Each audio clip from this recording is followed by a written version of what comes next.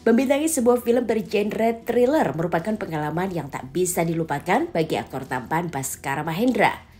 Pasalnya, selain soal eksplorasi genre baru, beberapa momen di balik layar film ini juga sangat berkesan baginya. Lantas, adakah pengalaman menarik yang Baskara rasakan saat proses syuting berlangsung?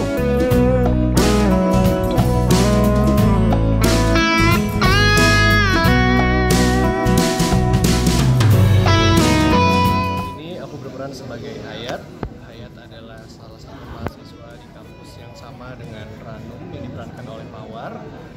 Lalu di situ terlibat dengan kisah cinta antara dua manusia. Seperti itulah. Mungkin yang mana nih? Sama aja. Ini kan film horor yang genrenya mungkin bisa dibilang baru gitu ya. Ketertarikan lu mungkin mengambil film ini kenapa sih? Mungkin menurut gue yang membuat ini menjadi baru adalah Mas Garin bereksplorasi dengan genre yang belum pernah dicoba sebelumnya sama Mas Garin. Dan ini karena mungkin pasti semua director, semua produser juga gitu ya punya gambaran untuk film yang akan dia buat, apalagi ini salah satu eksplorasi pertamanya Mas Garin gitu kan. Pastinya seru banget karena Mas Garin benar-benar bereksplor dengan caranya dia, dengan caranya yang pernah dia lakukan sebelumnya. Dia berusaha memasukkan sisi thriller di dalam film itu, tapi tidak juga meninggalkan sisi romansanya juga yang akhirnya ada di filmnya. Jadi seru deh gitu. Oke. Salah satu yang menarik adalah pastinya terus-terusan aku dapat kesempatan untuk ngobrol sama Mas Garin gitu ya. Kita semua pasti tahu lah ya, siapa Mas Garin gitu ya, apa yang sudah dialami, apa yang sudah pernah dibuat sebelumnya. Dan ini suatu pengalaman sangat berharga buat aku karena aku bisa banyak bercerita, banyak bertukar pikiran, banyak saling mengetahui ya apa kebutuhan juga untuk scene ini, apa yang dicari untuk karakter ini gitu ya, terus apa yang mau dicari dari film ini, apa yang mau dibuat untuk film ini. Terus aku rasa itu jauh lebih menarik dibanding apa yang aku alami di dalam film itu sendiri. Harus merubah penampilan nggak sih Bang mungkin di film ini? Kalau berubah penampilan mungkin nggak sebegitu drastis ya, karena hanya rambut aku panjang saat itu, terus berkumis, terus juga kulit agak lebih gelap, jadi ya nggak begitu drastis lah.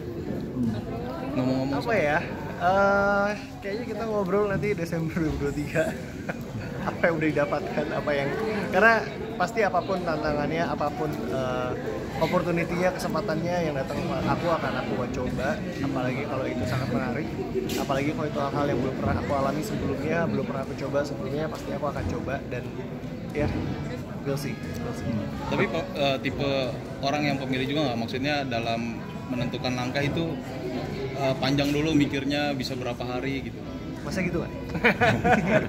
Kayaknya semua orang pasti untuk apapun keputusannya pasti akan dipikirkan matang-matang, apalagi kita tahu film itu seumur hidup umurnya gitu ya, nggak ada matinya gitu. Kita bikin satu film 20 tahun lagi, 30 tahun lagi, 40 tahun lagi bisa ditonton, pastinya dalam memilih kita mau yang terbaik untuk semua. Selain menceritakan soal film terbarunya, ternyata Baskara Mahendra dan sang istri Sherina Munaf juga tengah disibukkan dengan dunia bisnis di bidang kuliner. Baskara mengatakan bahwa bisnis bakmi yang bervarian vegetarian itu dibuat berdasarkan makanan kesukaan Baskara dan Sherina. Selain itu, dirinya juga ingin mempraktekkan ilmunya saat kuliah di jurusan manajemen bisnis. Lantas, adakah kesulitan yang dihadapi Baskara dan Sherina dalam menjalani bisnis barunya tersebut?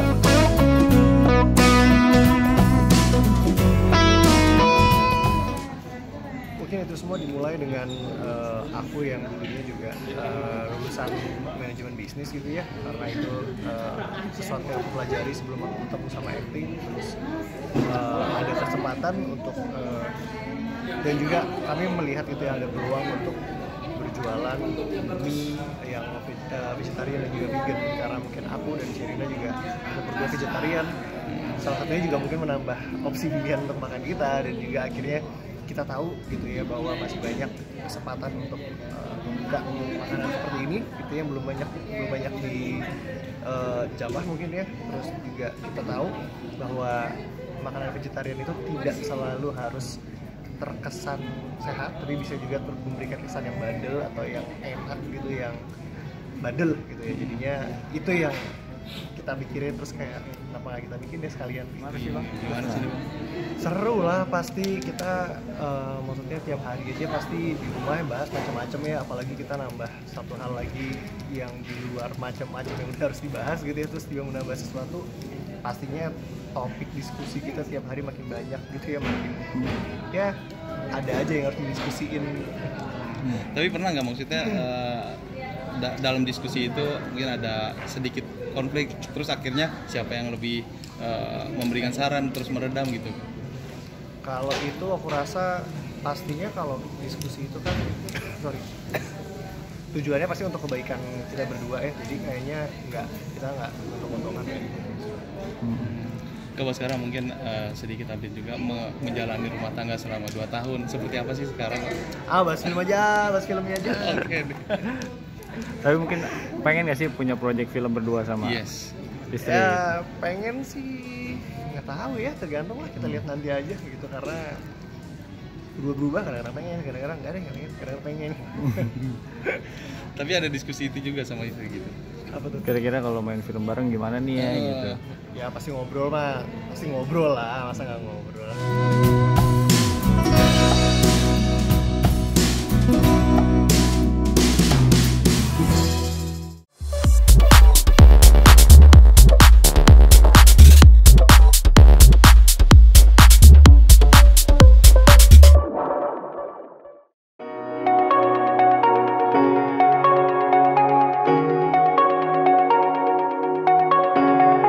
Menjadi orang tua tunggal merupakan hal yang cukup sulit bagi pemain basket sekaligus aktor ternama Samuel Rizal. Pasalnya setelah resmi bercerai pada tahun 2016 silam, dirinya harus membesarkan putri sematawayangnya itu seorang diri. Kedekatannya dengan sang anak membuat dirinya tak ingin ketinggalan momen tumbuh kembang buah hati tercintanya.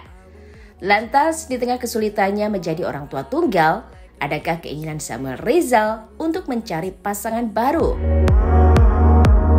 Let me tell you, no, because my eyes are open, your words will keep bouncing away. Ya sekarang udah 10 tahun, udah kelas 5 SD ya. Puji Tuhan pertumbuhannya baik.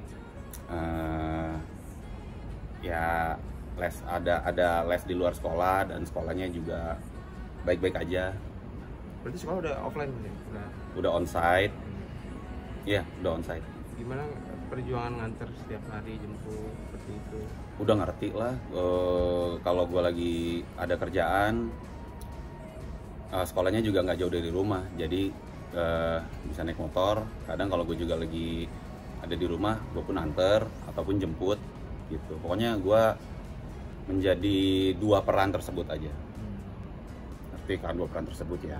Sip, halus. Tapi anak makin gede mungkin kalau dari mas sendiri nggak ingin mungkin jarak pengganti juga, atau mungkin dari anak sendiri Sudah mulai keras kode. Pasti nyari, pasti buka peluang, tapi kan nggak kayak ngadon tepung ya, blak jadi gitu, nggak bisa gitu. Mesti, kalau gue orangnya lebih baik nantian, tapi nggak ketiga kalinya, cukup kedua kalinya, ngerti ya? Jadi cukup kedua kalinya, jangan sampai cepet nih, aduh gue udah 42 nih, waduh gue mesti cepet nih, tahu-tahu yang kedua juga, ntar yang ketiga gitu loh. Cuman ya nggak mau, pasti omongan orang banyak ya, tapi gue orangnya bodo amat, yang jalanin gue gitu. Jadi ya seininya gue aja, nah ini nih gitu.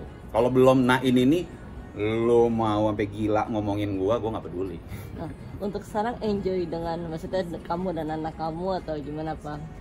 Ya itu, gue lagi enjoy sama anak. Kebetulan juga aktif olahraga. Syuting juga, puji Tuhan, walaupun masa-masa pandemi lancar.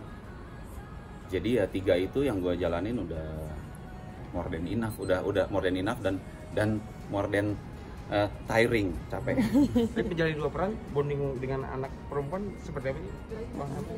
Mungkin kedekatannya dengan Putri sendiri. Spend time-nya kemana? Nah kalau itu harusnya gue tarik anak gue ke sini biar dia yang ngomong, karena kan kalau gue yang ngomong, gue yang statement, ntar sangkain gue pencitraan gitu kan. Boleh ditanya aja ntar kapan gitu ke anak gue sendiri gitu. Biasanya gue kalau lagi syuting pun, kalau gue tahu dia libur atau kondusif untuk dibawa, pasti gue bawa. Selalu bersama. Why? Karena nanti ya nggak cowok nggak cewek akan tumbuh gede kan, akan punya kehidupan sendiri. Jadi gue nggak mau miss that moment aja. Gitu. Anak-anak minta peran satunya lagi kan? Hah? Peran satunya biar kebagi, minta nggak anak-anak? Apaan? Biar papanya nggak jalanin 2 peran itu. Oh, Halus tuh Bang. halus. Minta enggak, tapi karena udah 10 tahun jadi udah ngomong kalau emang mau Cila nggak apa-apa gitu. Tapi ya pasti standar lah anak kecil, tapi yang mesti sayang sama Cila gitu. Tapi Cila sendiri punya kriteria buat calon Hashtag mulai. Apa? Ya pokoknya kalau belum ada janur kuning, udah lah pokoknya belum dah gitu. Gue juga ini nggak nutup juga kok. Maksudnya kalau ditanya mau lagi untuk kedua kalinya ya pasti mau, siapa yang enggak gitu. Siapa yang nggak mau punya pasangan lagi. Cuma kan nanyanya kapan, menek ketehe gitu kan. Gue masih menyangkut pautkan dengan yang tadi gue bilang. Kadang kita mau A jadinya B. Tapi pertanyaannya bukan kita terlarut dengan yang B. Ya, gua kan maunya A. Kok jadinya B sih? Gitu. Kalau kita maunya A, jadinya B, and then what? Gitu. And then kita harus gimana? Itu lebih penting daripada meratapi, merenungi, menyesali, dan lain sebagainya. Pokoknya harus, angkat terus, jalan terus, gitu. Satu lagi, membagi waktu dengan mantan soal anak seperti apa sih? Biasa-biasa aja, super biasa-biasa aja, asal nggak mengganggu sekolah, udah pasti kan. Jadi selama itu libur, selama itu kondusif, kuncinya go, itu aja. Berarti anak tinggal sama? Anak tinggal sama gue dari dulu juga.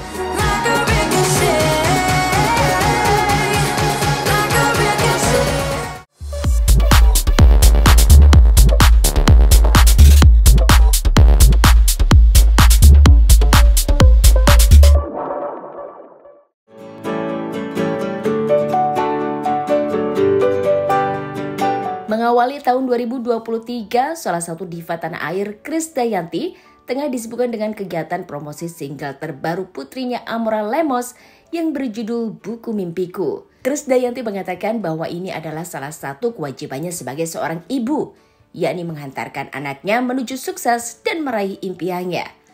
Lantas adakah kesulitan yang dihadapi Krisdayanti dalam membimbing karir sang anak?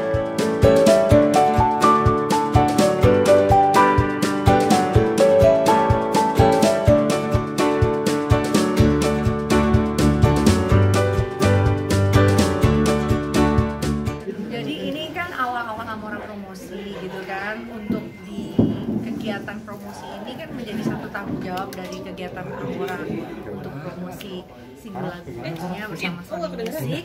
Tentunya ini jadi hal baru buat dia yang mungkin asing, dan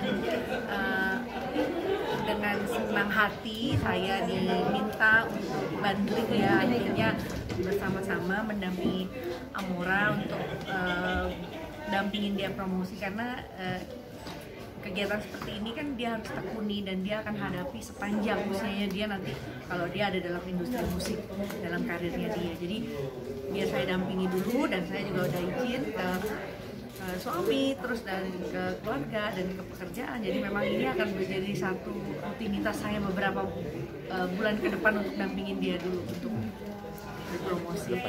Sulit waktunya Amora ya, karena Amora kan sekarang kan udah kelas 6. Jadi dia tuh compare project-projectnya dia yang belum selesai. Jadi paling adjust jadwal aja yang bisa untuk dia promosi.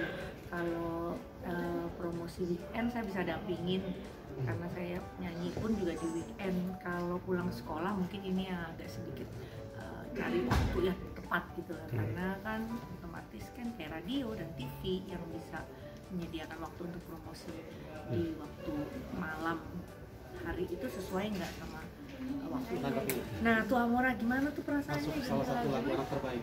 Lagu anak terbaik karena memang kan sekarang kan zaman sekarang kan udah jarang lagu anak terbaik, dan lagu kamu itu masuk dalam genre lagu anak. Jadi perasaannya gimana? Coba.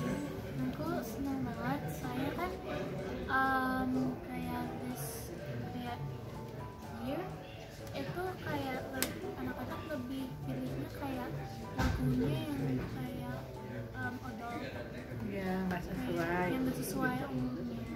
Walaupun mungkin menarik ya di TikTok dan lain-lain secara lebih dinamis musiknya, terus lebih eye catch gitu, tapi kalau kita dengar lirik-liriknya tuh kan kadang kasihan gitu, nggak sesuai. Jadi lagunya Amora bisa masuk menjadi satu lagu Indonesia anak-anak dalam 10 lagu terbaik itu juga bisa menjadi kedepannya Amora lebih semangat lagi untuk promosi bahwa lagu anak-anak comeback nih gitu ya. Jadi maminya yang nervous.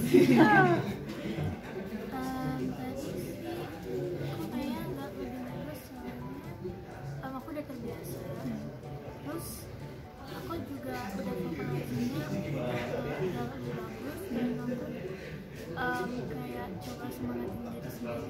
Good, wow. Semangatnya gimana? Ayo semangat. Gimana Amora? Bagus semangat. Iya kayak Semangat. Mungkin ada kompor di dalam kompor.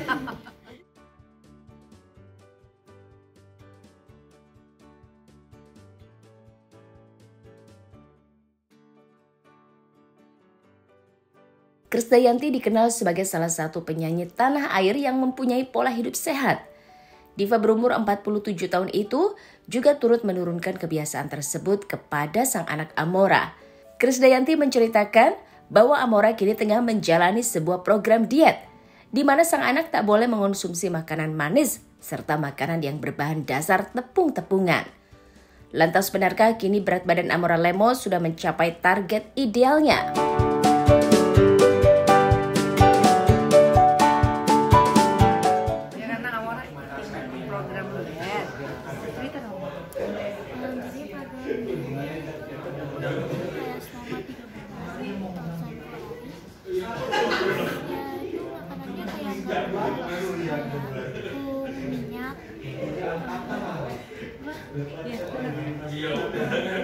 Gula.